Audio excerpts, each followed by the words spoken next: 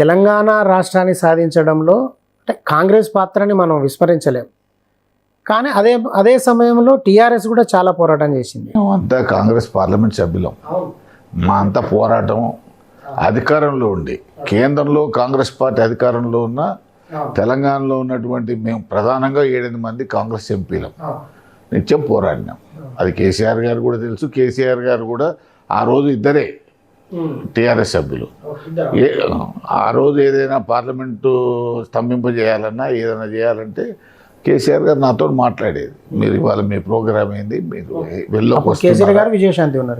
ఇద్దరే ఉండేది. మేము కూడా పక్కా తెలంగాణ వాదులం కాబట్టి సోనియా గాంధీ గారి కోపం వచ్చినా, ప్రణబ్ ముఖర్జీ కోపం వచ్చినా, ఎవరి కోపం వచ్చినా కూడా అల్టిమేట్గా సోనియా గాంధీ గారికి తెలంగాణ ఇవ్వాలనేటువంటి ఒక ప్రగాఢమైనటువంటి విశ్వాసం ఉంది. ఆమె ఇవ్వాలనుకుంది, ఇచ్చింది. అయితే తెలంగాణలో కేసీఆర్ గారి పాత్ర కూడా విస్మరించలేదు. ఎందుకంటే తెలంగాణ ఉద్యమాన్ని 14 సంవత్సరాల పాటు వారు నిలిపించగలిగినారు. ఎప్పుడు కూడా ఎట్లుంటుంది, ప్రజల్లో ఆ ఉద్యమం ఉంటేనే రాజకీయ పార్టీలు బిడ్డ అవుతాయి. ఆ ఉద్యమే లేకపోతే రాజకీయ పార్టీలు ఇవ్వాలనుకున్నా కూడా ఇవ్వలేరు. కాబట్టి దాంట్లో కేసీఆర్ గారిని మనం అప్రిషియేట్ చేయాల్సిందే. కేసీఆర్ గారి పాత్ర కీలకమైనటువంటి పాత్రే. సో తెలంగాణ తీసుకురావడంలో మీరు అన్నట్టు అసలు కాంగ్రెస్ పాత్ర ఉంది, టీఆర్ఎస్ పాత్ర ఉంది. సార్ అధికారం కూడా ఇచ్చారు ప్రజలు, తెలంగాణ ప్రజలు టీఆర్ఎస్కు 2 సార్లు అధికారం ఇచ్చారు. కానీ ఇంత నమ్మకం పెట్టుకున్న ప్రజలు 2023 ఎన్నికలు వచ్చే వరకల్లా టీఆర్ఎస్ విషయంలో, ప్రస్తుతం బీఆర్ఎస్ అనుకోండి, ఎందుకు వ్యతిరేకంగా తీర్పు ఇవ్వాల్సి వచ్చింది? అభివృద్ధి జరగలేదంటే కొంత బీఆర్ఎస్ పార్టీ వచ్చిన తర్వాత గత 5 సంవత్సరాలు మీరు చూడండి, ఎప్పుడైనా సరే 95లో ఎన్టీ రామారావు గారి నుంచి చంద్రబాబు నాయుడు గారు అధికారం తీసుకున్న తర్వాత 99 వరకు బాగా డెమోక్రటిక్ సిస్టంలో నడిపినాడు. 99లో ఆయన స్వయంగా అధికారంలోకి వచ్చిన తర్వాత 2004కి వచ్చే వరకు టోటల్లీ కొలాప్స్ పోయింది. కారణం ఏంటంటే మరి మానవ సహజమా, వ్యక్తులను బట్టి ఉంటుందా నాకు తెలియదు. కానీ మన కాళ్ళ మీద మనం, ఎందుకంటే 14లో తెలంగాణ రాష్ట్రం తెచ్చిన పేరు మీద వచ్చింది. 2018కి వచ్చే వరకు స్కీమ్స్, రైతు బంధు, లేకపోతే ఆసరా పెన్షన్లు, కళ్యాణ లక్ష్మి, రకరకాల స్కీములతో వచ్చింది. వచ్చిన తర్వాత మనిషిలో కొంత మార్పు వచ్చినట్టు అవపడుతుంది. పూర్తిగా ప్రజాస్వామ్యాన్ని పక్కకు పెట్టాం అనేటువంటి అభిప్రాయం నాకు. అన్డెమోక్రటిక్గా ఉన్నారు అన్న విమర్శలు ఉన్నాయి. అవును, నాలాంటి వ్యక్తులు సరే ఆయనే నన్ను చైర్మన్ చేసినారు, ఆయన సరే నాకు మంత్రి ఇస్తున్నారు, అది నిలబెట్టుకోలేకపోయినారు, అది వేరే విషయం.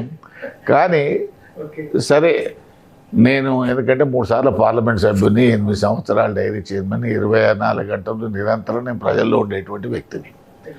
సరే చైర్మన్ ఇచ్చారు, కాలు చేతులు కట్టేసి కుర్చీలో కూర్చోబెట్టినట్టే రమ్మని ఏంటి నోటికి ప్లాస్టర్ కూడా వేసినట్టే. చేపలు కనుక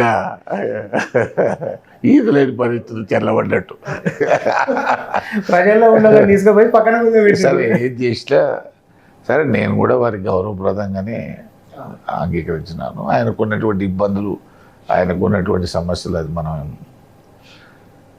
అయినా కానీ నాలాంటి వాడు కూడా ఇంటర్వ్యూలు అడితే ఇవ్వలేనటువంటి పరిస్థితి.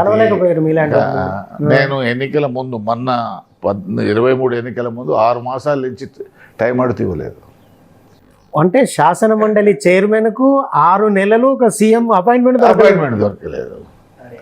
అది సీఎంకి తెలిసి జరిగిందా, తెలియక జరిగిందా, లేకపోతే నా మీద ఏమైనా పితూరు. ఇప్పుడు ఎందుకంటే రాజకీయాల్లో ఈ ప్రాంతీయ పార్టీల అధినేతలకు ఏంటంటే ఎట్లా, నేను చాలామంది చంద్రబాబు చూసినాను, ఎన్టీ రామారావు చూసినాను, తర్వాత కేసీఆర్ను చూసినాను.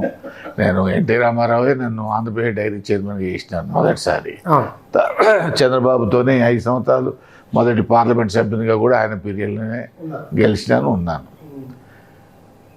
ఎవరైనా ఏమైనా పితూరులు చెప్తే కొంత తొందరగా నమ్మేటువంటి అవకాశం ఉంటుంది, నమ్మడానికి ఛాన్స్ ఉంటుంది. ఆ నమ్మినప్పుడు ఏమైందంటే కొంత మొహమాటంగా, కొంత అయిష్టంగా, కొంత అసంతృప్తిగా మాట్లాడొద్దా, కలుద్దు నాకు కదులు. అంటే నాలాంటి వారికి ఏంటంటే నేను స్టేట్ ఫార్వర్డ్గా మాట్లాడతాను. నేనేమో ఎవరి దయాదాక్షిణ్యాల మీద ఇందాక రాలేదు. సరే, రాజకీయ పార్టీలలో ఉండడం అనేటువంటిది, నేను గ్రామ పంచాయతీ సభ్యుల నుంచి జీవితకాలం ఈ ఊర్లో మొదలుపెట్టి 3 సార్లు పార్లమెంట్ సభ్యునైనాను. కాబట్టి ఎన్నో ఒడిదొడుకులు ఎదుర్కొన్నాం. నక్సలైట్లతోని ఉదయం ఇంట్లోకి వెళ్తే సాయంత్రం ఇంటికి వచ్చే పరిస్థితి లేకుండేది. ఇప్పుడు మనం కూర్చున్న ఇంటి స్థలం 2 సార్లు నా ఇల్లు బ్లాస్ట్ కూడా అయింది. ఎన్నో ఇబ్బందులు పడ్డా కూడా ప్రజల కొరకు సేవ చేయాలనేటువంటి ఒక తపన ఆలోచనతోనే మేము నడిచినాం. కాబట్టి ఏదైనా ఉంటే నిర్మోహమాటంగా చెప్పే మనస్తత్వం కూడా ఉంది. అది నచ్చకపోయొచ్చు నాయకునికి. అది పార్టీ మంచి కొరకు, లేకపోతే నాయకుని మీద కొంతమంది చెప్పొచ్చు. కొంతమంది ఏమవుతుందంటే నాయకుని యొక్క మనస్తత్వాన్ని బట్టి వివరిస్తూ ఉంటారు. అది నాయకుని మనం ఒకవైపు డిసీవ్ చేస్తున్నట్టే లెక్క. నాయకునికి వాస్తవ పరిస్థితులు చెప్పకపోతే నాయకుని మనం మోసం చేస్తున్నట్టుగానే లెక్క. అది చాలామంది ఏంటంటే తాత్కాలికంగా ప్రయోజనం కొరకు చేసేటువంటి ప్రక్రియ. దాంట్లో చాలామంది పడిపోతారు. అధికారం అటువంటిది. మాయలో పడిపోతారు. అధికారం అనేటువంటిది అటువంటి దానిలో పడిపోతారు. అహంకారం వస్తుంది. అహంకారం వచ్చినప్పుడు డెమోక్రసీ పోతుంది. ఈ రకరకాలైనటువంటి కారణాలతోని వ్యక్తులనే మాట్లాడలేని పరిస్థితి, వ్యక్తులను కలుసుకోలేనటువంటి పరిస్థితికి వస్తుంది. సో మీరు రాజ్యాంగ పదవిలో ఉండి ఒక ముఖ్యమంత్రి మీకే 6 నెలల అపాయింట్మెంట్ దొరకలేదంటే సామాన్యుల పరిస్థితి, ప్రతిపక్షాల డైరెక్ట్ అడిగినాను ఒక 2 సందర్భాల్లో.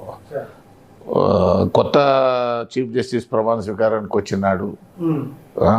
ఇటువంటి ఒక 2 సందర్భాలు వచ్చినాయి. సార్ ఎప్పుడు రమ్మంటారు ఏంటంటే, లేదమ్మా నేను పిలుస్తానంటాడు. పిలువను అనే ముచ్చటుండదు. పిలుస్తా అంటాడు, ఆ పిలుపు అనేది రాదు. ఏంది అయితే నాకు కొంత ఇన్ఫర్మేషన్ మనకు కూడా వస్తుంటుంది కదా.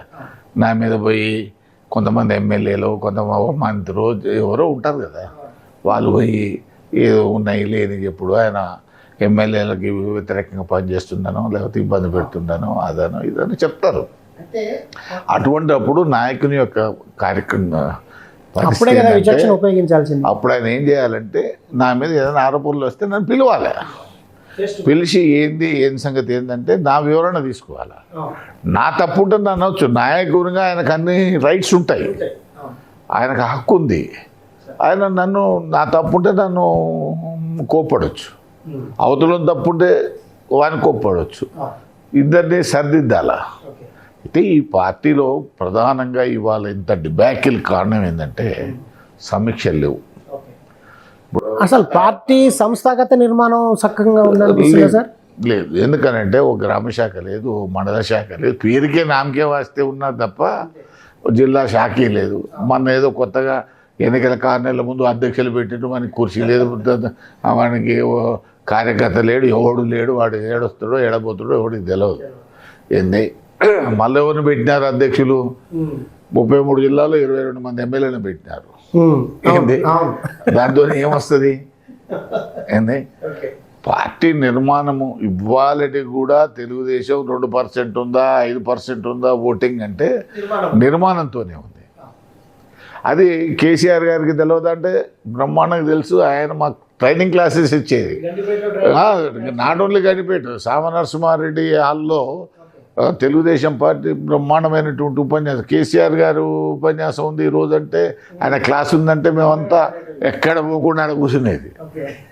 ఏంటి అటువంటి అనుభవం ఉన్నటువంటి కేసీఆర్ గారు ఎందుకో పార్టీని పక్కకు పెట్టి, చాలామంది అంటారు ఏంటంటే బిఎస్పి సిస్టమ్ పెట్టినాడని. బిఎస్పి మాయావతి గారు ఎమ్మెల్యే సెంట్రిక్గా రాజకీయాలు చేస్తారు. ఎమ్మెల్యేనే ఇంపార్టెంట్, ఇక మిగతా వాళ్ళంతా ఎవరు లేరని. ఇవాళ బిఎస్పి పరిస్థితి దేశంలో కొలాప్స్ అయింది. అదే పరిస్థితి మాకు వచ్చింది. ఇవాళ ఎప్పుడు ఎమ్మెల్యే సెంట్రిక్, వ్యక్తుల సెంట్రిక్గా నడవచ్చు. నాయకుడు వ్యక్తిగా ఉండొచ్చు, కానీ ఒక రాజకీయ పార్టీని నడిపేటప్పుడు ఖచ్చితంగా గ్రామ శాఖ ఉండాలి, మండల శాఖ ఉండాలి, జిల్లా శాఖ ఉండాలి, రాష్ట్ర కార్యవర్గం ఉండాలి, అనుబంధ సంఘాలు ఉండాలా. ఏంది ఈ అనుబంధ సంఘాల యొక్క నిర్మాణాన్ని ఉండాలి, ఎప్పటికప్పుడు రివ్యూ ఉండాలి. గెలిచినా రివ్యూ చేయాలి, ఓడినా రివ్యూ చేయాలి. అది లేనప్పుడు వాస్తవ పరిస్థితులు మీకు ఎట్లా తెలుస్తాయి? 2019లో అసెంబ్లీ ఎన్నికల్లో 9 సీట్లు గెలిచినాం నల్గొండ జిల్లాలో. తర్వాత జరిగిన 3 నెలలకు జరిగిన పార్లమెంట్ ఎన్నికల్లో 2 సీట్లు కోల్పోయినాము. మరి దాని మీద ఒక్కనాడన్నా పిలిచి మాట్లాడిన వాళ్ళు ఉన్నారా, చర్చించినారా? ఎందుకు ఏ కాన్స్టిట్యున్సీలు తక్కువ వచ్చినాయి, ఏ కాన్స్టిట్యున్సీలు ఎక్కువ వచ్చినాయి, ఓడిపోవడానికి కారణాలు ఏంటి అంటే ఏంది? 2 పార్లమెంట్ పోయినాయి అంటే 12 అసెంబ్లీలు పోయినట్టే కదా జిల్లాలో ఉన్నాయి. మరి అది ఎందుకు రివ్యూ చేయలేకపోయినారు? తప్పని ఎందుకు చేయలేదు? ఎవరికి బాధ్యత అప్పచెప్పినారు మీరు? ఆ బాధ్యుడు ఏం చేసినాడు? ఏంది?